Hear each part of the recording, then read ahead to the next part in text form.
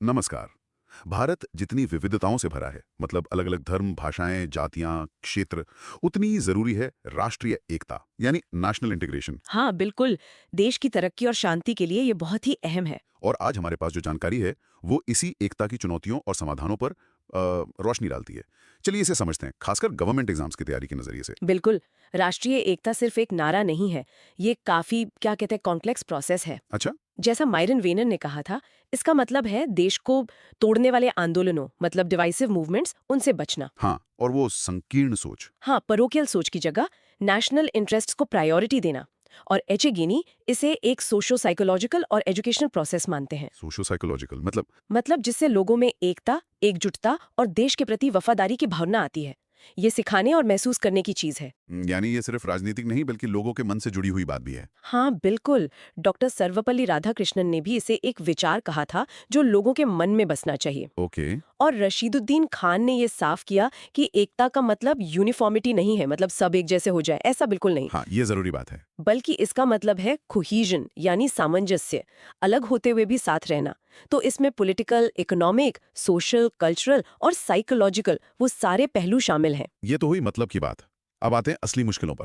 कौन सी चीजें इस एकता के रास्ते में सबसे बड़ी बाधाएं हैं? देखिए, कई बड़ी चुनौतियां हैं। एक अहम मुद्दा है रीजनलिज्म मतलब क्षेत्रवाद। हाँ, ये तो बहुत सुना है। अपने इलाके या राज्य को देश से ज्यादा महत्व देना। एग्जाम पॉइंट ऑफ व्यू से इसके अलग अलग रूप समझना जरूरी है। जैसे? कुछ गुटों की देश से अलग होने की मांग, सेसेशनिस्ट डिमांड्स जिन्हें कहते हैं, खालिस्तान मूवमेंट या नागालैंड के कुछ समूहों की मांगें इसके उदाहरण हैं। हम्म। फिर नए राज्यों बनाने की मांगें उठती हैं, जैसे तेलंगाना बना या बोडोलैंड की मांग चलती रहती है। और राज्यों के आपसी झगड़े भी तो इसी में आते होंगे, जैसे पानी को लेकर या बॉर्डर को लेकर। हाँ, बिल्कुल। यूनियन टेरिटरीज का फुल स्टेटहुड मांगना, जैसे दिल्ली, पुडुचेरी, राज्यों के बीच सीमा विवाद, जैसे बेलगाम का इशू, या नदी जल विवाद, कावेरी जल विवाद, बहुत बड़ा उदाहरण है। सही। या फिर वो सोन्स ऑफ द सॉइल की सोच कि भाई स्थानीय लोगों को ही नौकरियां वगैरह में प्राथमिकता मिले। ये सब क्षेत्रवाद के ही अलग अलग रूप हैं। और कभी कभी क्षेत्रीय संगठन उग्र रवैया भी अपनाते हैं, जैसे शिवसेना का उदाहरण अक्सर दिया जाता है। समझ गया। क्षेत्रवाद के अलावा और कौन सी बड़ी चुनौती है? एक और गंभीर समस्या है कम्युनलिज्म यानी सांप्रदायिकता। धर्म के नाम पर टकरार। हाँ, अपने धर्म को देश से ऊपर मानना और दूसरे धर्मों के हितों के खिलाफ काम करना। इसकी जड़ें थोड़ी पुरानी हैं, ब्रिटिश राज में भी मिलती हैं। वो 1909, 1919 वाले एक्ट्स। हाँ, 1909, 1919 और 1935 के एक्ट्स में जो कम्युनल रिप्रेजेंटेशन दिया गया था, वो एक तरह से बीज था। अच्छा, और आज इसके क्या रूप दिखते हैं? आज इसके रूप है धर्म आधारित राजनीतिक दल, जैसे अकाली दल, मुस्लिम लीग, धार्मिक दबाव समूह जैसे आरएसएस है, या जमाते इस्लामी जैसे संगठन हैं। फिर सांप्रदायिक दंगे तो हैं ही, और अयोध्या जैसे धार्मिक स्थलों पर विवाद। इसी से जुड़ा है सेक्टेरियनिज्म भी। सेक्टेरियनिज्म वो क्या है? मतलब एक ही धर्म के अलग अलग पंथों में तनाव, जैसे सुन्नी शिया के बीच या निरंकारी और अकाली सिखों के बीच। ओके। धर्म के बाद जाति का मुद्दा, ये भी बहुत बड़ा है भारत में। सही कहा।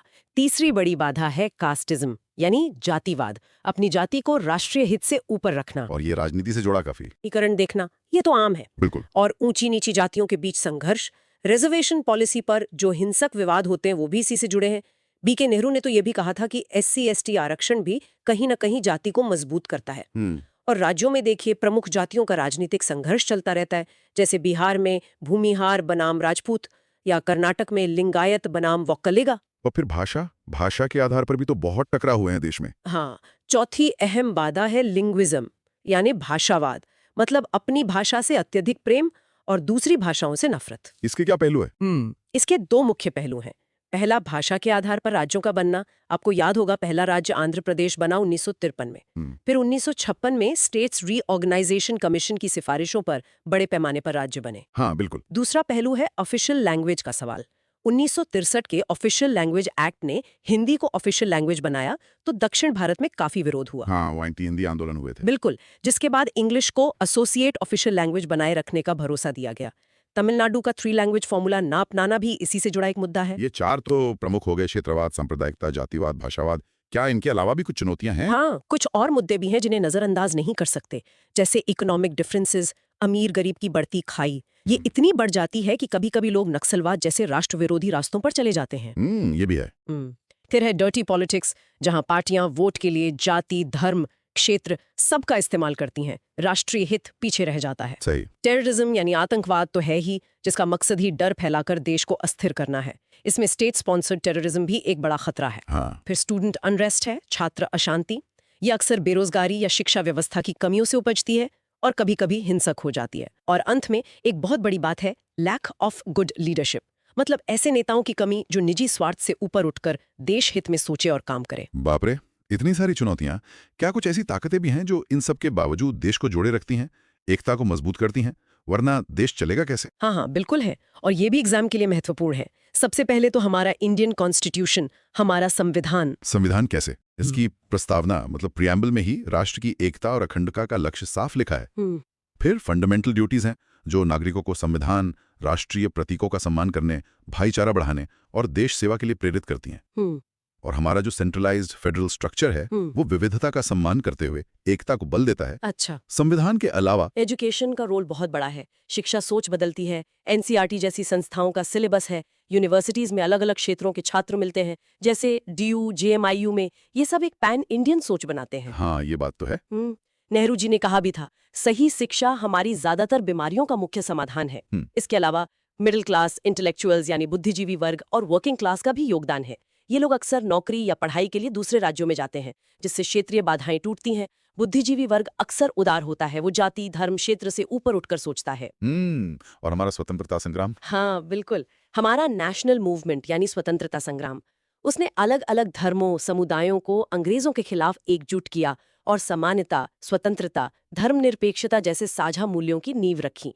ये मूल्य आज भी हमें जोड़ते हैं। तो हमने देखा कि राष्ट्रीय एकता एक बहुत ही बहुआयामी विचार है, जिसके सामने क्षेत्रवाद, सांप्रदायिकता, जातिवाद, भाषावाद जैसी कई गंभीर चुनौतियां हैं।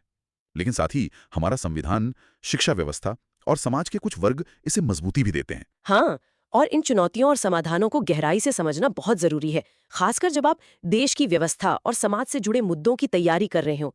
ये बाधाएं आज भी मौजूद हैं और समय के साथ मतलब अपना रूप बदल रही हैं। सही कहा। एक सवाल जो आखिर में शायद सोचने पर मजबूर करता है, भारत की विविधता ही उसकी पहचान और ताकत है ना? पर यही विविधता एकता के लिए चुनौती भी है।